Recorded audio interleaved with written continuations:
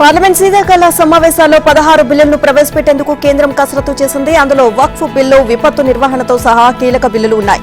ఇవాళ్టి నుంచి పార్లమెంట్ సమావేశాలు జరగనున్న నేపథ్యంలో కేంద్రం ఆదివారం అఖిలపక్ష సమావేశం నిర్వహించింది. ఇక పార్లమెంటరీ వ్యవహారాల మంత్రి కిరణ్ రిజిజు ఉభయ సభల్లోని రాజకీయ పార్టీల ఫ్లోర్ లీడర్లతో సమావేశమయ్యారు. ఈ భేటీకి రక్షణ మంత్రి రాజ్నాథ్ సింగ్ అధ్యక్షత వహించారు. 16 బిల్లులకు సంబంధించిన వివరాలను అన్ని పార్టీల నేతలకు అందించారు. అయితే మరికొన్ని బిల్లులు కూడా ప్రవేశపెట్టాలని కొందరు సభ్యులు కోరినట్లు తెలిసింది. అలాగే కేంద్రం మరికొన్ని బిల్లులు ప్రవేశపెట్టే ఆలోచనలో ఉన్నట్లు తెలుస్తోంది. మహారాష్ట్ర ఎన్నికల్లో గెలుపుతో జోష్లో ఉన్న ఎన్డీఏ సర్కార్ జమిలీ ఎన్నికలపైన కసరత్తు చేస్తున్నట్లు విశ్వసనీయ వర్గాల ద్వారా తెలిసింది. అయితే ఈ సమావేశాల్లోనే ఆ బిల్లు పెడతారా లేదా తదుపరి సమావేశాల వరకు నిరీక్షిస్తారా లేదా దానిపై ఉత్కంఠ నెలకొంది. అఖిలపక్ష సమావేశానికి 30 రాజకీయ పార్టీలకు చెందిన 42 మంది నేతలు హాజరయ్యారు. డిసెంబర్ 20వ తేదీ వరకు సమావేశాలు జరగనున్నాయి. రాజ్యాంగ దినోత్సవాన్ని పురస్కరించుకుని నవంబర్ 26న పార్లమెంట్ సమావేశాలు జరగవని అధికార వర్గాలు వెల్లడించాయి. ఆ రోజున పాత పార్లమెంట్ భవనంలోని సంవిధాన్ సెంట్రల్ హాల్లో 75వ రాజ్యాంగ దినోత్సవాన్ని నిర్వహించనున్నారు.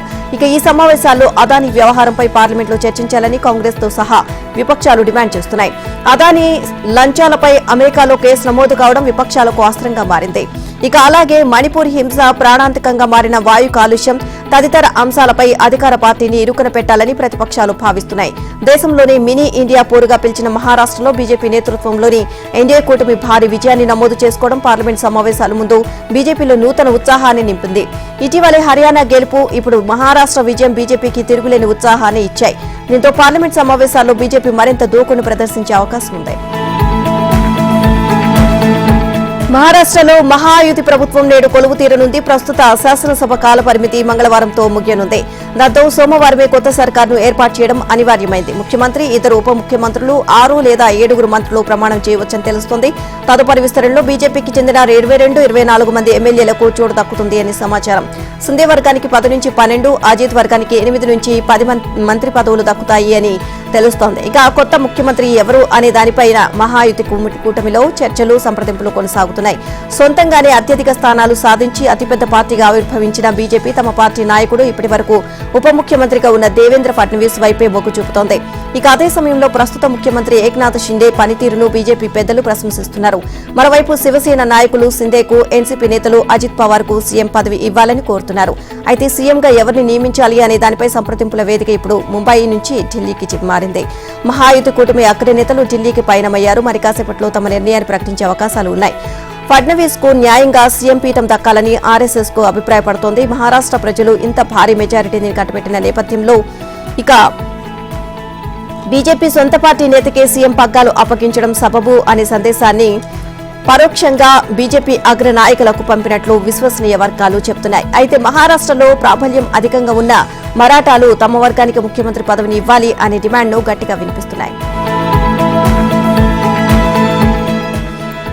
సౌర విద్యుత్ కొనుగోలు ఒప్పందంలో అక్రమాలు జరిగాయని ఆంధ్రప్రదేశ్ నుంచి అమెరికా వరకు చెబుతుంటే జగన్ మాత్రం బుకాయిస్తున్నారు.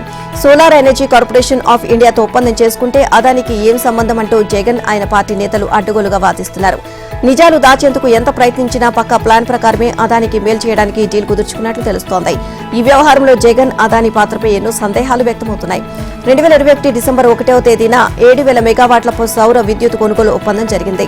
అంతకుముందు 2021 ఆగస్టు 7వ తేదీన, సెప్టెంబర్ 12న, నవంబర్ 20వ తేదీన అప్పటి సీఎం జగన్ తో తాడేపల్లిలో అదానీ ప్రత్యేకంగా 3 సార్లు భేటీ అయ్యారు.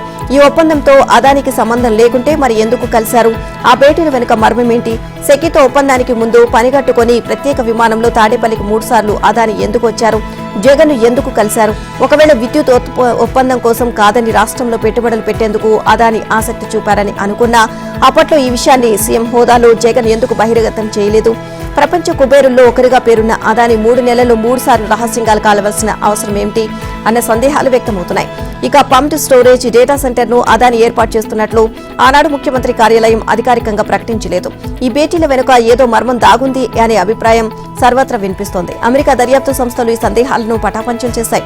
స్కామ్ల కోసం స్కీమ్ కు స్కెచ్ వేసి రాష్ట్రంపై లక్షల కోట్ల రూపాయలు సోలార్ ఒప్పందం భారాన్ని జగన్ వేశారు అంటూ న్యూయార్క్ కోర్టులో అభియోగం మోపాయి. జగన్, అదానీ ముడుపుల వ్యవహారం ఇది నచ్చగా విద్యుత్ సరఫరా ఒప్పందం నుంచి అజూర్ వైదొలగడం గురించి అభియోగ పత్రంలో పేర్కొన్నాయి.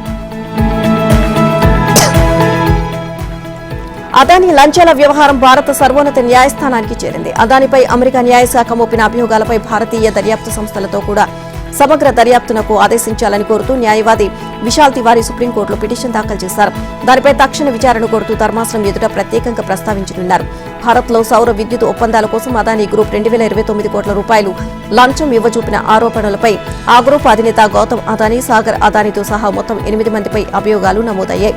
దీనిపై పార్లమెంటరీ సంయుక్త బృందం విచారణ జరపాలని, అదానీని అరెస్ట్ చేయాలని విపక్షాలు డిమాండ్ చేస్తున్నాయి. ఇక ఇవాళ నుంచి మొదలయ్యే పార్లమెంట్ శీతాకాల సమావేశాలను స్తంభింపచేయాలని నిర్ణయించాయి. ఈ నేపథ్యంలో తివారీ కేసుకు ప్రాధాన్యం ఏర్పడింది. అదానీపై హిండెన్బర్గ్ రిపోర్టుపై దర్యాప్తు కోరుతూ గతంలోనూ ఆయన పిటిషన్ వేశారు. అదానీ గ్రూప్ అక్రమాలపై అమెరికా సెక్యూరిటీస్ ఎక్స్చేంజ్ కమిషన్ ఫిర్యాదు చేయడంతో అక్కడి న్యాయశాఖ అదానీ తదితరులపై అభియోగాలు మోపింది అని, ఇవి చాలా తీవ్రంగా ఉన్నాయని, భారత ప్రయోజనాల కోసం మన దేశ ఏజెన్సీలతోనూ విచారణ జరిపించాలని తాజా పిటిషన్లో కోరారు. ఇక అదానీ కంపెనీలపై దర్యాప్తు చేయాలని ఏడాది జనవరి 3న సుప్రీంకోర్టు ఆదేశాలిచ్చినా సెబీ ఇప్పటి వరకు విచారణ పూర్తి చేయలేదని తెలిపారు. దర్యాప్తు ముగించి నివేదిక సమర్పించడం ద్వారా సెబీ తనపై విశ్వాసాన్ని పెంపొందించుకోవాలని తివారీ కోరారు. తిరుమల శ్రీవారి లడ్డూ ప్రసాదాల తయారీకి కల్తీ నెయ్యి సరఫరా చేశారు అన్న ఆరోపణలపై సుప్రీంకోర్టు నియమించిన ప్రత్యేక దర్యాప్తు బృందం ఎట్టకేలకు విచారణ మొదలుపెట్టింది. సిట్ కీలక సభ్యులు ఇంకా తిరుపతి చేరుకున్నప్పటికీ కింది స్థాయిలో డీఎస్పీల ఆధ్వర్యంలో విచారణ ప్రారంభమైంది. మొత్తం 4 డీఎస్పీలు ఉండగా వారిలో 3 ఆధ్వర్యంలో సిబ్బంది 3 బృందాలుగా ఏర్పడ్డారు. ఇక ఆదివారం ఒక బృందం వైష్ణవి డైరీకి, మరో బృందం తమిళనాడులోని దిండిగల్కు చెందిన ఏఆర్ డైరీకి, ఇంకోటి చెన్నైలోని ఎస్ఎంఎస్ ల్యాబ్కి వెళ్లాయి. ఇక టీటీడీకి కల్తీ నెయ్యి సరఫరా చేసినట్లు ఆరోపణలు ఎదుర్కొంటున్న ఏఆర్ డైరీ తాము పంపిన నెయ్యి నాణ్యమైంది అని పేర్కొంటూ ఈ ల్యాబ్ జారీ చేసిన సర్టిఫికెట్ ను సమర్పించడంతో సిట్ బృందం దానిపై దృష్టి సారించింది. ఇక ఏఆర్ డైరీ నెయ్యి నాణ్యతపై ఈ ల్యాబ్ ఇచ్చిన సర్టిఫికెట్ నిజమా కాదా, దేని ఆధారంగా నెయ్యి నాణ్యతను సర్టిఫై చేశారు, ఎలా పరీక్షించారు, ఏ పరికరాలు ఉన్నాయి, అవి ఎప్పటివి అన్న తదితర ప్రశ్నావళిని రూపొందించుకొని వివరాలు సేకరించినట్లు తెలుస్తోంది. ఇక ఏఆర్ డైరీ నెయ్యి నాణ్యతను పరీక్షించి సర్టిఫికేట్ జారీ చేసిన ల్యాబ్ నిపుణుల వివరాలు, చిరునామాలతో సహా సేకరించినట్లు తెలిసింది. సిట్ కీలక అధికారులు రంగప్రవేశం చేశాక దీనిపై సంబంధిత నిపుణులను లోతుగా ప్రశ్నించే అవకాశం ఉంది. అధికారుల బృందాల్లో ఒకటి వైష్ణవి డైరీలో, మరొకటి దిండిగల్లోని ఏఆర్ డైరీలో తనిఖీలు చేపట్టాయి. ఈ 2 డైరీలు సామర్థ్యంపై ప్రధానంగా దృష్టి కేంద్రీకరించాయి. ఈ డైరీలు ఎప్పుడు ఏర్పాటయ్యాయి, ఎన్ని చిల్లింగ్ సెంటర్లు ఉన్నాయి, వాటి రోజువారీ పాల సేకరణ సామర్థ్యం ఎంత అనే కోణాల్లో వివరాలు సేకరిస్తున్నారు. విశాఖపట్నం కేంద్రంగా రైల్వే జోన్ ఏర్పాటుకు ఎట్టకేలకు కదలిక వచ్చింది. ఇక్కడ కొత్తగా ఏర్పాటు చేయబోయే దక్షిణ కోస్తా రైల్వే జోన్ కార్యాలయాల నిర్మాణానికి శనివారం రాత్రి టెండర్ ప్రకటన జారీ అయింది. ప్రధాని నరేంద్ర మోదీ ఇక 2019లో ఎన్నికల ప్రచారానికి విశాఖపట్నం వచ్చినప్పుడు కొత్త రైల్వే జోన్ ఇస్తామని హామీ ఇచ్చారు. ఈ నేపథ్యంలోనే జోన్ కార్యాలయాలకు అవసరమైన భూముల కోసం అన్వేషించారు. విశాఖ మహానగర పాలక సంస్థ రైల్వే నుంచి గతంలో తీసుకున్న భూములకు ప్రత్యామ్నాయంగా 3 సవర్లలో 52 ఎకరాలు ఇవ్వడానికి అంగీకరించింది. ఇక ఆ భూమిలో ఆక్రమణదారులు ఉండడంతో కొంతకాలం వివాదం సాగింది. ఇవన్నీ కాకుండా డివిజనల్ రైల్వే మేనేజర్ కార్యాలయం వెనుక ఉన్న వైర్లెస్ కాలనీలో రైల్వే జోన్ కు శంకుస్థాపన చేయాలని 2022 నవంబర్లో ఏర్పాట్లు చేశారు. అయితే ఏం జరిగిందో ఏమో రాత్రికి రాత్రి నిర్ణయం మార్చుకుని కార్యక్రమాన్ని వాయిదా వేశారు. వైసీపీ ప్రభుత్వం భూముల అప్పగింతలో జాప్యం చేయడంలో జోన్ పనులు ప్రారంభించలేకపోతున్నాయి అని రైల్వే శాఖ మంత్రి అశ్విని వైష్ణవ్ వెల్లడించారు. భూములు ఇస్తే వారం రోజుల్లో పనులు ప్రారంభిస్తామని కూడా ప్రకటించారు. 2024లో మళ్లీ ఎన్నికలు వచ్చాయి. రాష్ట్రంలో కూటమి అధికారంలోకి రావడంతో సీఎం చంద్రబాబు దీనిపై దృష్టి పెట్టారు. రైల్వే శాఖకు వెంటనే భూములు అప్పగించాలని విశాఖ జిల్లా అధికారులను ఆదేశించారు. దీంతో ఆగస్టు నెలాఖరులో రైల్వేకి భూములు అప్పగించి రెవెన్యూ రికార్డులో మ్యూటేషన్ కూడా చేయించారు. కేంద్ర విమానయాన శాఖ మంత్రి కింజరాపు రామ్మోహన్ నాయుడు ఈ ఏడాది డిసెంబర్లో విశాఖ కేంద్రంగా రైల్వే జోన్ నిర్మాణానికి శంకుస్థాపన చేయిస్తాము అని ప్రకటించారు. ఈ హామీ ప్రకారం డిసెంబర్ నెల ఇంకా వారం రోజులు ఉండగానే జోన్ భవన నిర్మాణాలకు టెండర్ వెలువడింది. ఇక ఈ నెల 29న ప్రధాని నరేంద్ర మోదీ విశాఖపట్నం వస్తున్నారు. ఇక్కడికి 50 కిలోమీటర్ల దూరంలో ఉన్న అచ్యుతాపురం సెజ్ లో పూడిక మడక వద్ద ఎన్టీపీసీ ఏర్పాటు చేయబోయే హైడ్రోజన్ గ్రీన్ ఎనర్జీ ప్రాజెక్టును ఆయన శంకుస్థాపన చేయనున్నారు. ఈ నేపథ్యంలో రైల్వే జోన్ భవనాల నిర్మాణానికి కూడా ప్రధాని శంకుస్థాపన చేసే అవకాశం ఉంది అని సమాచారం. ఆంధ్రప్రదేశ్లో వైఎస్సార్ కాంగ్రెస్ పార్టీకి మరో ఎదురు దెబ్బ తగిలింది. రాష్ట్రంలో టీడీపీ, జనసేన, బీజేపీ కూటమి ప్రభుత్వం ఏర్పడిన తర్వాత కీలక నేతలు, మాజీ మంత్రులు, సిట్టింగ్ ఎంపీలు, ఎమ్మెల్సీలు, ప్రజాప్రతినిధులు ఇలా చాలా మంది ఆ పార్టీకి గుడ్డుపై చెప్పేశారు. ఇక ఆ తర్వాత కొందరు టీడీపీలో, ఇంకా కొందరు జనసేనలో, మరికొందరు బీజేపీలో చేరారు. అయితే ఇప్పుడు జగన్ సొంత ఇలాకాలోనే ఆయనకు ఎదురు దెబ్బ తగిలింది. పులివెందుల్లో వైఎస్ రాజశేఖర రెడ్డి హయాం నుంచి వారి కుటుంబం మేరకున్న సొంత ఓటర్లే ఇప్పుడు జగన్ రెడ్డికి స్వస్థ చెప్పి టీడీపీలోకి చేరారు. పులివెందుల నియోజకవర్గంలోని లింగాల మండలం కామసముద్రం గ్రామంలో వైసీపీకి చెందిన 40 కుటుంబాలకు చెందిన వారు టీడీపీలో చేరారు. పులివెందుల టీడీపీ ఇన్ఛార్జ్ బీటెక్ రవి ఆధ్వర్యంలో వారు టీడీపీ తీర్థం పుచ్చుకున్నారు. వారికి ఆయన తెలుగుదేశం కండువా కప్పి పార్టీలోకి ఆహ్వానించారు. ఒకప్పుడు ఫ్యాక్షన్తో ఈ గ్రామం ఇబ్బంది పడిందని, అప్పట్లోనే ప్రశాంతంగా ఉన్న గ్రామంలో కొందరు చిచ్చిపెట్టారని బీటెక్ రవి ఆరోపించారు. ఇప్పుడు చంద్రబాబు చేస్తున్న అభివృద్ధిని చూసి వారు తెలుగుదేశం పార్టీలో చేరారని ఆయన స్పష్టం చేశారు. రాబోయే స్థానిక సంస్థల ఎన్నికల్లో లింగాల మండలంలో టీడీపీ జెండా ఎగరేస్తామని అన్నారు. సోషల్ మీడియా కార్యకర్త వర్రా వెనుక ఎంపీ అవినాష్ రెడ్డి హస్తం ఉన్నట్లు ఆరోపణలు ఉన్నాయని బీటెక్ రవి అన్నారు. విద్యార్థులకు ఫీజుల చెల్లింపు విషయంలో సీఎంగా ఉన్నప్పుడు జగన్ ఎలాంటి అబద్దాలు చెప్పారో ఇప్పుడు కూడా అచ్చం అవే చెప్తున్నారు. తన హయాంలో ఫీజులు పెండింగ్ పెట్టిన విషయాన్ని అంగీకరించకుండా మొత్తం ఇచ్చేసినట్లుగా కలరింగిస్తున్నారు. ఇక తాను సీఎంగా ఉన్నప్పుడు విద్యా సంవత్సరంలో క్వార్టర్ ముగియగానే విద్యార్థులకు ఫీజులు విడుదల చేశానని చెప్పుకొచ్చారు. ఫీజు రియంబర్స్మెంట్ పై జగన్ ఓ ట్వీట్ చేశారు. గత ప్రభుత్వంలో ఫీజులు విడుదల కాక సొంత డబ్బులు కట్టామని విద్యార్థులు తల్లిదండ్రులు గగ్గోలు పెడుతుంటే జగన్ మాత్రం తాను ₹1 పెండింగ్ పెట్టలేదు అని, ఉన్న మొత్తం బకాయిలు కూటమి ప్రభుత్వానివేనని చెప్పుకొచ్చారు. ఇక అయితే ఇక్కడే జగన్ అడ్డంగా దొరికిపోయారు.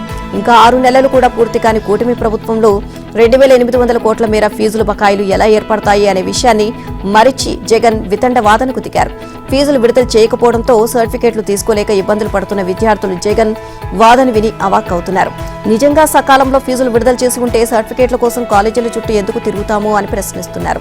వాస్తవానికి జగన్ హయాంలో ఉన్నత విద్యను అభ్యసించే విద్యార్థులు ప్రత్యక్ష నరకం చూశారు. ప్రభుత్వం కాలేజీల మధ్య ఉండాల్సిన ఫీజుల అంశాన్ని విద్యార్థులు కాలేజీల మధ్యకు మార్చి కాలేజీ యాజమాన్యాలు వారికి నచ్చినట్లుగా ఫీజులు వసూలు చేసుకునే పరిస్థితి కల్పించారు. ఫీజుల విడుదల అంశం కాలేజీకి సంబంధం లేకపోవడంతో యాజమాన్యాలు కోర్సులో చేరే సమయంలోనూ సగం ఫీజులు కట్టించుకున్నాయి. ఇక పోనీ క్వార్టర్ పూర్తవగానే ప్రభుత్వం ఫీజులు విడుదల చేసిందా అంటే అది లేదు. ప్రతి సంవత్సరం కనీసం 2-3 క్వార్టర్ల ఫీజులు పెండింగ్లు పెడుతూ వచ్చారు. ఇక దీంతో గత 3-4 ఏళ్లుగా విద్యార్థుల సర్టిఫికేట్లు జారీ వివాదంగా మారింది. తెలంగాణలో కాంగ్రెస్ సర్కార్ కొలువుతీరి ఏడాది పూర్తవుతున్న సందర్భంగా 9 రోజుల పాటు ప్రజాపాలన విజయోత్సవాలు నిర్వహించాలని ప్రభుత్వం నిర్ణయించింది. తెలంగాణ వ్యాప్తంగా డిసెంబర్ 1 నుంచి 9 వరకు ఘనంగా వేడుకలను నిర్వహించుకునేందుకు సన్నద్దమవుతోంది. ఉత్సవాల్లో భాగంగా కీలకమైన పలు అభివృద్ధి పనులకు ప్రారంభోత్సవాలు, శంకుస్థాపన చేసేందుకు ప్రణాళికలు సిద్ధం చేస్తుంది. 9 రోజుల పాటు జరిగే సంబరాల్లో అభివృద్ధి, సంక్షేమ కార్యక్రమాలే కీలక భూమికగా ఉండేలా కార్యాచరణ రూపొందిస్తోంది. ఈ మేరకు శాఖల వారీగా 1వ తేదీ నుంచి వరుసగా నిర్వహించే కార్యక్రమాల ప్రణాళికను అధికారులు సిద్ధం చేస్తున్నారు. ఇందులో భాగంగా రాష్ట్రంలో సమీకృత గురుకుల పాఠశాల సముదాయాల భవనాలకు భూమి పూజ నిర్వహిస్తున్నారు. ఇక ఇప్పటికే 28 నియోజకవర్గాల్లో ఈ భవనాల పనులు మొదలయ్యాయి. మరో 26 నియోజకవర్గాల పరిధిలో సమీకృత గురుకులాలను ప్రభుత్వం ఇటీవలే మంజూరు చేసింది. ప్రజాపాలన విజయోత్సవాల్లో వీటికి శంకుస్థాపన చేయనున్నారు. 1వ తేదీ నుంచి 7 వరకు అన్ని గ్రామాల్లో సీఎం కప్ క్రీడా పోటీలను నిర్వహిస్తారు. ఇక గ్రామీణ ప్రాంతాల్లోని ప్రతిభను వెలుగులోకి తేవడమే లక్ష్యంగా స్పోర్ట్స్ అథారిటీ గ్రామ స్థాయి నుంచి రాష్ట్ర స్థాయి వరకు ఈ పోటీలను నిర్వహిస్తోంది. డిసెంబర్ 4న పెద్దపల్లిలో యువతతో విజయోత్సవ సభ నిర్వహించనున్నారు. గ్రూప్ 4 ఉద్యోగాలు సాధించిన వారికి ఈ సభలో నియమ పత్రాలు అందజేయనున్నారు. అలాగే విజయోత్సవాల సందర్భంగా రాష్ట్రంలోని అన్ని పాఠశాలలు, కాలేజీల్లో వ్యాస రచన పోటీలు నిర్వహిస్తారు. ఇక ఉన్నత స్థాయిలోనే విద్యార్థులను ఈ వేడుకల్లో భాగస్వామ్యం చేసేలా విద్యాశాఖ ఏర్పాట్లు చేస్తోంది. ఇక శాఖల వారీగా నిర్ణీత ప్రణాళిక ప్రకారం సంబంధిత మంత్రుల సారథ్యంలో ఈ కార్యక్రమాలు నిర్వహించేలా ఏర్పాట్లు చేయాలని ముఖ్యమంత్రి అధికారులకు ఆదేశాలు జారీ చేశారు. ఆయా జిల్లాల ఎమ్మెల్యేలు, ఎమ్మెల్సీలు, ఎంపీలు, మంత్రులతో పాటు ఈ కార్యక్రమాల్లో పాల్పంచుకోవాలని అధికారులకు సీఎం పిలుపునిచ్చారు. సీఎం రేవంత్ రెడ్డి వాళ్ళ ఢిల్లీకి వెళ్లనున్నారు. తెలంగాణలో కాంగ్రెస్ అధికారం చేపట్టి డిసెంబర్ 7 నాటికి ఏడాది పూర్తవుతున్న సందర్భంగా ఏఐసీసీ పెద్దలను ఆయన కలవనున్నారు. ఇక ప్రజా పాలన విజయోత్సవాల గురించి తెలపడంతో పాటు ఢిల్లీ పెద్దలను ఈ ఉత్సవాలను ఆహ్వానించనున్నట్లు తెలిసింది. ఇక అలాగే కాంగ్రెస్ అగ్రనేత రాహుల్ గాంధీతోనూ రేవంత్ భేటీ కానున్నారు. అధికారం చేపట్టి ఏడాది అవుతున్న మంత్రివర్గంలో ఇంకా 6 స్థానాలు ఖాళీగానే ఉన్న నేపథ్యంలో కేబినెట్ విస్తరణపై రాహుల్తో చర్చించనున్నట్లు సమాచారం. ఇక సచివాలయంలో ఏర్పాటు చేయబోయే తెలంగాణ తల్లి విగ్రహాన్ని డిసెంబర్ 9న ఆవిష్కరించాలని ప్రభుత్వం నిర్ణయించింది. ఇక ఆ కార్యక్రమానికి సోనియా, రాహుల్ ను ప్రత్యేకంగా ఆహ్వానించనున్నట్లు తెలుస్తోంది. ఇటు ఖాళీగా ఉన్న కొన్ని కార్పొరేషన్ పదవుల భర్తీతో పాటు కులగణనపైన అధిష్టానంతో చర్చించనున్నారు. ఇదిలా ఉండగా లోక్సభ స్పీకర్ ఓం బిర్లా కుటుంబ ఫంక్షన్లో సీఎం రేవంత్ రెడ్డి పాల్గొంటున్నట్లు తెలిసింది. కొడంగల్ నియోజకవర్గంలోని లగచర్ల ఘటనకు నిరసనగా బీఆర్ఎస్ ఆందోళనకు శ్రీకారం చుట్టింది. వారికి బాసటగా నిలిచేందుకు గులాబీ దళం పోరుబాటు పట్టింది. ఇందులో భాగంగా నేడు మహబూబాబాద్ జిల్లా కేంద్రంలో మహా ధర్నాకు సంకల్పించింది. ఉద్యమ సమయంలో తెలంగాణ ద్రోహులను రాళ్లతో తరిమికొట్టిన మానుకోటని ఇందుకు వేదికగా చేసుకుని రాష్ట్ర వ్యాప్త ఆందోళనకు సిద్దమవుతుంది. మొదటి ఈ నెల 21న మహాధర్నా నిర్వహించాలి అనుకున్నప్పటికీ సర్కారు ఒత్తిడితో పోలీసులు అనుమతి నిరాకరించారు. దీంతో పార్టీ నేతలు హైకోర్టును ఆశ్రయించడంతో అనుమతి ఇవ్వగా శాంతియుత ధర్నాలో పాల్గొనేందుకు బీఆర్ఎస్ వర్కింగ్ ప్రెసిడెంట్ కేటీఆర్ వస్తున్నారు. ఈ నేపథ్యంలో మాజీ మంత్రులు, ఎమ్మెల్సీలు, మాజీ ఎంపీ, మాజీ ఎమ్మెల్యేలు, ఇతర నేతలు ఆదివారం ధర్నా స్థలిని పరిశీలించారు. ఇక జిల్లాలోని గిరిజనులు, రైతులు స్వచ్ఛందంగా తరలి రావాలి అని పిలుపునిచ్చారు. ఇదిలా ఉంటే బీఆర్ఎస్ మహాధర్నాకు హాజరయ్యే కేటీఆర్ కు వ్యతిరేకంగా లంబాడి హక్కుల పోరాట సమితి నిరసనకు చేపట్టింది. మహబూబాబాద్ జిల్లా కేంద్రంలోని వైద్య కళాశాల భూ బాధిత గిరిజనులు కేటీఆర్ కు వ్యతిరేకంగా నిరసనకు దిగారు. కేటీఆర్ గోబ్యాక్ అంటూ నినాదాలు చేశారు. మహబూబాబాద్ లో వైద్య కళాశాల పేరిట గిరిజన రైతుల నుంచి సాగు భూములు లాక్కొని వారిపై అక్రమ కేసులు బనాయించి జైల్లో పెట్టించినప్పుడు గిరిజనులకు జరిగిన అన్యాయం గుర్తుకు రాలేదా అంటూ వారు ప్రశ్నించారు.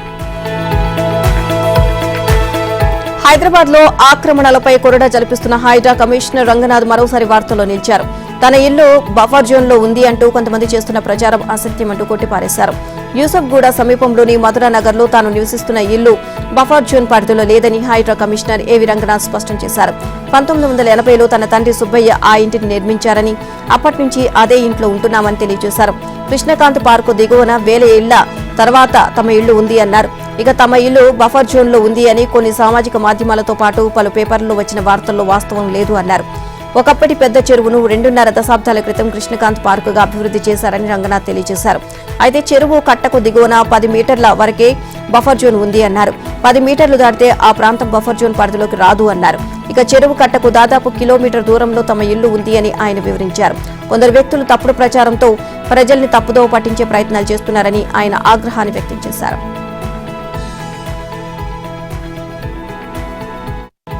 సూర్యాపేట జిల్లాలో భారీగా నల్లబెల్లం పట్టుబడింది. చివ్వెంల మండలం లక్ష్మీనాయక తండా దగ్గర ఎక్సైజ్ ఎన్ఫోర్స్మెంట్ పోలీసులు సంయుక్తంగా దాడులు నిర్వహించారు. ఈ తనిఖీల్లో 15 లక్షల రూపాయలు విలువైన 2750 కిలోల నల్లబెల్లం, 40 కేజీల పట్టిక, 10 లీటర్ల నాటుసారాను స్వాధీనం చేసుకున్నారు. అలాగే డీసీఎం వాహనాన్ని సీజ్ చేయడంతో పాటు ఓ వ్యక్తిని అదుపులోకి తీసుకున్నారు. చిత్తూరు జిల్లా నుంచి సూర్యాపేటకు అక్రమంగా డీసీఎం వాహనంలో భారీగా తరలిస్తున్న నల్లబెల్లం, పట్టిక, నాటుసారాను పట్టుకున్నట్లు ఎన్ఫోర్స్మెంట్ అధికారులు తెలియజేశారు. నాటుసారా, నల్లబెల్లాన్ని అక్రమంగా రవాణా చేసినా, తయారు చేసిన వారిపై పీడీ యాక్ట్ నమోదు చేసి కఠినంగా శిక్షిస్తామని హెచ్చరించారు. అలాగే నాటుసారా తయారీదారులపై ఉక్కుపాదం మోపుతామని అన్నారు. నల్లబెల్లం, నాటుసారా తయారీదారులపై నిరంతరం నిఘా ఏర్పాటు చేసి దాడులు నిర్వహిస్తామని, ఎవరైనా ఇలాంటి చర్యలకు పాల్పడితే కఠిన చర్యలు తీసుకుంటామని ఎన్ఫోర్స్మెంట్ అధికారులు హెచ్చరించారు. హైదరాబాద్ నిలోఫర్ ఆసుపత్రిలో శనివారం కిడ్నాప్ అయిన శిశువును పోలీసులు ఎట్టకేలకు తల్లి ఒడికి చేర్చారు. ఈ కేసును కేవలం 5 గంటల్లోనే పోలీసులు ఛేదించారు. బిడ్డను ఎత్తుకువెళ్లిన కిలాడి మహిళను సీసీటీవీ దృశ్యాలు ఆధారంగా గుర్తించి కర్నూలులో అరెస్ట్ చేశారు. ఆ మహిళతో పాటు మరో 2 పోలీసులు అదుపులోకి తీసుకున్నారు. ఇక ఈ శిశువుతో పాటు మరో శిశువు వారితో ఉన్నట్లు పోలీసులు నిర్ధారించారు. నిందితులను కర్నూలు నుంచి హైదరాబాద్ కు తీసుకువచ్చి రిమాండ్కు తరలించామని పోలీసులు తెలియజేశారు. శిశువు కిడ్నాప్ వ్యవహారంలో షాహీన్ బేగం, వెంకటేష్ రెహమాన్ ను అరెస్ట్ చేసినట్లు సైఫాబాద్ ఏసీపీ తెలియజేశారు. ఆసుపత్రిలోని సీసీ కెమెరాల ఆధారంగా నిందితులను గుర్తించామన్న ఏసీపీ ఈ కేసులో ఆసక్తికర అంశాలను వెల్లడించారు. షాహీన్ బేగం అక్క రేష్మాకు 3 ఆడపిల్లలు ఉన్నారు. అయితే మగపిల్లాడు పుట్టడం లేదు అని రేష్మాను భర్త వేధిస్తున్నాడు. మరోసారి గర్భవతిగా ఉన్న రేష్మకు ఆడపిల్ల పుడుతుంది అనే ఆలోచనతో ఆసుపత్రిలో శిశువు అపహరణకు పథకం రచించి అమలు చేశారని ఏసీ తెలియజేశారు. కిడ్నాపర్లు హైదరాబాద్ నుంచి కర్నూలు వైపు వెళ్తుండగా గద్వాల్ జిల్లా పరిధిలో అరెస్ట్ చేశామని చెప్పారు. నిందితులు 3 రిమాండ్కు తరలించామని అన్నారు. కిడ్నాప్ జరిగిన 5 గంటల్లోనే కేసును ఛేదించి శిశువును తల్లిదండ్రులకు అప్పగించామని ఏసీపీ వివరించారు. నిలోఫర్ ఆసుపత్రిలో చికిత్స కోసం వచ్చేవారు గుర్తు తెలియని వారి పట్ల అప్రమత్తంగా ఉండాలి అని పోలీసులు సమాచారం ఇచ్చారు. హైదరాబాద్ నగరాన్ని వాయు కాలుష్యం బూచి వణికిస్తుంది. పెరుగుతున్న చలి, పొగమంచు, కాలుష్యంతో గాలి నాణ్యత పడిపోతూ డేంజర్ బెల్స్ మోగుతున్నాయి. సనత్ నగర్ లో ఆదివారం సాయంత్రం వాయు నాణ్యత సూచి 311కు పడిపోయింది. గాలిలో దుమ్ము, ధూళి కణాలు పెరగడంతో బొల్లారం, హెచ్యు, ఇక్రిసాట్, పాశమైలారం వంటి ప్రాంతాల్లో ఏక్యూఐ ప్రమాదకర స్థాయిలో చేరుతుంది. ఇప్పటికే నగరంలో పలు ప్రాంతాల్లో గాల్లో నాణ్యత ప్రమాణాలు పడిపోతుండడం, పెరుగుతున్న కాలుష్యం కారణంగా భవిష్యత్తులో ఢిల్లీ తరహా పరిస్థితులు హైదరాబాద్లో ఏర్పడే ప్రమాదం ఉంటుంది అని పర్యావరణవేత్తలు ఆందోళన వెలుబుచ్చుతున్నారు. ఎయిర్ క్వాలిటీ ఇండెక్స్ 200 దాటితే ఆరోగ్యానికి హాని అని, వాయు నాణ్యత తగ్గితే చిన్నారులు, వయోవృద్ధులు శ్వాసకోశ వ్యాధులు బారిన పడే ప్రమాదం ఉందని వైద్యులు చెబుతున్నారు. ఇక నగరాల్లో వాయు నాణ్యత సూచి 0 నుంచి 50 మధ్యలో ఉంటే గాలి నాణ్యత బాగున్నట్లు అని కేంద్ర కాలుష్య నియంత్రణ బోర్డు నివేదికలు చెబుతున్నాయి. కానీ గాలిలో వ్యాపించే కొన్ని రకాల వాయువులు, వాహనాల పొగ, ఫ్యాక్టరీల కాలుష్యం, దుమ్ము, ధూళి కారణంగా వాయు నాణ్యత పడిపోతుంది అని పర్యావరణ శాస్త్రవేత్తలు చెబుతున్నారు. హైదరాబాద్ లో పలు ప్రాంతాల్లో రాత్రి వేళలో గాలిలో నాణ్యత తగ్గిపోతున్నా నివారణకు కాలుష్య నియంత్రణ బోర్డు ఎలాంటి చర్యలు చేపట్టలేదు అనే విమర్శలు ఉన్నాయి. అయితే కాలుష్య నియంత్రణ అధికారులు మాత్రం హైదరాబాద్ లో వాయు కాలుష్యం అంత ప్రమాదకర స్థాయిలో లేదని చెబుతున్నారు. హైదరాబాద్ లో 14 ఎయిర్ క్వాలిటీ ఇండెక్స్లు ఉన్నాయని, గంటకు వాటి ద్వారా వాయు నాణ్యత వివరాలు సేకరిస్తున్నట్లు తెలియజేశారు. 14 కేంద్రాల సమీపంలో ఎక్కడైనా ఏదైనా కాల్చినప్పుడు వచ్చే పొగ వల్ల ఆ సమయంలో మాత్రమే గాలి నాణ్యత తగ్గుతుందని, ఆ తర్వాత పరిస్థితులు సాధారణ స్థితికి చేరుకుంటాయని వివరించారు. గూగుల్ ప్లే స్టోర్లో సమీర్ యాప్లో నగరంలోని ఎయిర్ క్వాలిటీ ఇండెక్స్ వివరాలు ప్రతి ఒక్కరూ చూసుకోవచ్చు అని అధికారులు తెలియజేశారు. తెలంగాణలో డ్రగ్స్ కేసులకు సంబంధించి ఏడాది 82 మందికి జైలు శిక్షలు ఖరారయ్యాయి. వీరంతా ఏడాది జనవరి నుంచి నమోదైన 39 కేసుల్లో నిందితులకు గరిష్టంగా 20 ఏళ్లు, కనిష్టంగా 6 నెలల చొప్పున జైలు శిక్షలు పడ్డట్లు డీజీపీ కార్యాలయం తెలియజేసింది. పక్కగా రిమాండ్ డైరీ, న్యాయ నిపుణుల సలహాలతో ఛార్జ్షీట్ దాఖలు, ప్రాసిక్యూషన్ ప్రక్రియలో పగడ్బందీగా వ్యవహరించడంతో నిందితులకు శిక్షలు ఖరారైనట్లు డీజీపీ జితేందర్ తెలియజేశారు. తెలంగాణలో డ్రగ్స్ తో పట్టుబడితే శిక్షలు తప్పవు అనే భయంతో పెడ్లర్లలో పెరిగితే ఈ దందాను పూర్తిగా అరికట్టవచ్చు అని అభిప్రాయపడ్డారు. డ్రగ్స్ వినియోగదారులకు కౌన్సిలింగ్ ఇప్పిస్తూ వారు మరోమారు మత్తు పదార్థాల జోలికి వెళ్లకుండా నిఘా పెడుతున్నామని అన్నారు. ఇక ఏడాది మొత్తం కేసుల్లో 4 17 మంది 20 ఏళ్ల చొప్పున జైలు శిక్షలు పడ్డాయి. మరో కేసులో ఇద్దరికి 12 ఏళ్ల చొప్పున, 11 కేసుల్లో 19 మందికి 10 ఏళ్ల చొప్పున శిక్షలు ఖరారయ్యాయి. ఇంకొన్ని కేసుల్లో ఒకరికి 5 ఏళ్లు, ముగ్గురికి ఏడాది, 8 మందికి 6 నెలలు, 32 మందికి 6 నెలల లోపు జైలు శిక్షలు పడ్డాయి. ఈ శిక్షలు ఖరారవడంతో మహబూబాబాద్, భద్రాద్రి కొత్తగూడెం, వరంగల్, ఖమ్మం, కుమ్రం భీం, ఆసిఫాబాద్, కరీంనగర్ జిల్లాల పోలీసులు, సైబరాబాద్ సిబ్బంది ప్రతిభ కనబర్చారు అని డీజీపీ కార్యాలయ వర్గాలు తెలియజేశాయి. మందు కోసం వైన్ షాపుల వద్ద మందుబాబులు ఎగబడడం చూస్తూ ఉంటాం. సినిమా టికెట్ల కోసం అభిమానులు థియేటర్ ముందు బారులు తీరడం చూస్తూ ఉంటాం. కానీ చికెన్ కోసం షాపుల ముందు బారులు తీరడం ఎప్పుడైనా చూసారా? అవునండి, మీరు వింటున్నది నిజమే. చికెన్ కొనేందుకు షాపుల వద్ద ప్రజలు ఎగబడడంతో అచ్చం జాతరను తలపించింది. ఇక ఈ సంఘటన కర్నూలులో వెలుగు చూసింది. నగరంలోని మధూర్ నగర్లో Shamir chicken centre, Subhan mutton chicken సెంటర్ల నిర్వాహకులు ఒకరికి మించి మరొకరు పోటీపడి కిలో చికెన్ ధర 100 రూపాయలకు తగ్గించారు. దీంతో కొనుగోలుదారులు చికెన్ కొనేందుకు దుకాణాల వద్ద బారులు తీరారు. దీంతో వాహనాల రాకపోకలకు 2 గంటలకు పైగా తీవ్ర అంతరాయం ఏర్పడింది. కార్తీక మాసం అయినప్పటికీ ప్రజలు చాలా వరకు చికెన్ కొనుగోలు చేసి ఇళ్లకు తీసుకువెళ్లారు. ఈ సందర్భంగా సమీర్ చికెన్ సెంటర్ నిర్వాహకుడు మాట్లాడుతూ తనకు సొంత ఫారం ఉందని, తాను తెలుగుదేశం పార్టీ అభిమాని కావడంతో పార్టీపై అభిమానంతో ప్రజలకు 100 రూపాయలకే చికెన్ విక్రయిస్తున్నాను అని తెలియజేశారు. అలాగే కర్నూలు ఎమ్మెల్యే టీజీ భరత్ కు మంత్రి పదవి భరించినందుకు ఈ కార్యక్రమాన్ని చేపట్టామని, తన ఫారంలో ఉన్న కోళ్లన్నీ అయిపోయేంత వరకు తగ్గింపు ధరకే విక్రయిస్తాను అని చెప్పారు. ఇక సుభాన్ చికెన్ మటన్ సెంటర్ నిర్వాహకుడు మాట్లాడుతూ కార్తీక మాసం కావడంతో చికెన్ కొనుగోలుదారులకు తన వంతుగా తగ్గింపు ధరలు అందిస్తున్నాను అని తెలియజేశారు. ఆగ్నేయ బంగాళాఖాతంలో ఏర్పడిన అల్పపీడనం తీవ్ర అల్పపీడనంగా మారింది. ఇది పశ్చిమ వాయువ్యంగా పయనిస్తూ ఈ నెల 25వ తేదీ కల్లా దక్షిణ బంగాళాఖాతంలో ప్రవేశించి వాయుగుండంగా బలపడనుంది. ఇది 27వ తేదీ కల్లా తమిళనాడు, శ్రీలంక తీరాల దిశగా రానుంది అని భారత వాతావరణ శాఖ తెలియజేసింది. దీని ప్రభావంతో నేటి నుంచి ఏపీలోని దక్షిణ కోస్తా, రాయలసీమ ప్రాంతాల్లో భారీ వర్షాలు కురుస్తాయని పేర్కొంది. అయితే ఇది తుపానుగా బలపడుతుందని పలు మోడళ్లు అంచనా వేస్తున్నాయి. అయితే ఐఎండీ జీఈపీఎస్ ప్రకారం ఆదివారం రాత్రికి వాయుగుండంగా మారి తర్వాత ఇది ఈ నెల 26వ తేదీ సాయంత్రానికి శ్రీలంక వద్ద నైరుతి బంగాళాఖాతంలో ప్రవేశించే క్రమంలో తుపానుగా బలపడుతుంది. తర్వాత ఈశాన్యంగా దిశ మార్చుకొని మయన్మార్ వైపుగా వెళ్తుంది. ఇక ఎన్సీఈపీ మోడల్ ప్రకారం కూడా వాయుగుండంగా బలపడిన తర్వాత ఈ నెల 27వ తేదీ వరకు పశ్చిమ వాయువ్యంగా పయనించి తర్వాత ఈశాన్యంగా దిశ మార్చుకొని మయన్మార్ వైపు వెళ్లనుంది. సోమ, మంగళవారాల్లో దక్షిణ కోస్తా, రాయలసీమలో పలు చోట్ల, ఉత్తర కోస్తాలో 1-2 చోట్ల వర్షాలు కురుస్తాయని విశాఖ తుపాను హెచ్చరిక కేంద్రం తెలియజేసింది. 27, 28 తేదీల్లో నెల్లూరు, ప్రకాశం జిల్లాలో, 29న విశాఖ, అనకాపల్లి, కాకినాడ, ప్రకాశం, నెల్లూరు జిల్లాలో భారీ వర్షాలు కురుస్తాయని చెప్పింది. ఇక 30న కోస్తా, రాయలసీమలో పలు చోట్ల వర్షాలు కురుస్తాయని పేర్కొంది. వాతావరణ శాఖ హెచ్చరికలతో రైతాంగానికి గుబులు పట్టుకుంది. 27 నుంచి 30 వరకు భారీ వర్షాలు కురిసే అవకాశం ఉందన్న హెచ్చరికలతో రైతులు ఆందోళన చెందుతున్నారు. ప్రస్తుతం వరి దండిగా పడింది. ఇక కోతలు సాగుతున్నాయి. మెట్ట ప్రాంతాల్లో పత్తి తీతలు పుంజుకున్నాయి. రబీ పంటలు మొలక మొక్క దశలో ఉన్నాయి. ఈ తరుణంలో భారీ వర్షాలు కురిస్తే నష్టం ఖాయము అని రైతులు చెబుతున్నారు. లోక్సభ ఎన్నికల్లో పరాభవాన్ని తట్టుకుని నిలబడిన మహాయుతి కూటమి మహారాష్ట్రలోని ప్రతి ప్రాంతంలోనూ తన సత్తా చాటింది. 288 స్థానాలు శాసనసభలో ఏకంగా 234 సీట్లు పొందింది. అఘాడి 49 స్థానాల్లో మాత్రమే గెలవగా మిగతా సీట్లు చిన్న చేతిక పార్టీ ఖాతాల్లో చేరాయి. భారీ విజయం ఇంకా ఒక ప్రాంతానికి పరిమితం కాలేదు. రాష్ట్రంలోని 5 ప్రాంతాల్లోనూ తన ఆధిపత్యం ప్రదర్శించింది. ఇక మరాఠ్వాడాలోని జరిగిన లోక్సభ ఎన్నికల్లో 8 స్థానాలకు గాను మహాయుతి ఒకటే గెలిచింది. అసెంబ్లీ ఎన్నికల్లో మాత్రం 46 సీట్లలో ఏకంగా 41 చోట్ల గెలిచింది. బీజేపీ ఓబీసీలను సంఘటితం చేయడం, ఆర్ఎస్ కు ఈ ప్రాంతంలో మంచి పరపతి ఉండడం దీనికి ప్రధాన కారణం. మరాఠా రిజర్వేషన్ ఉద్యమ నేత మనోజ్ జరాంఘే పాటిల్ చివరి నిమిషంలో తన అభ్యర్థులను పోటీ నుంచి తప్పించడంతో మహాయుతి విజయానికి మార్గం సుగమమైంది.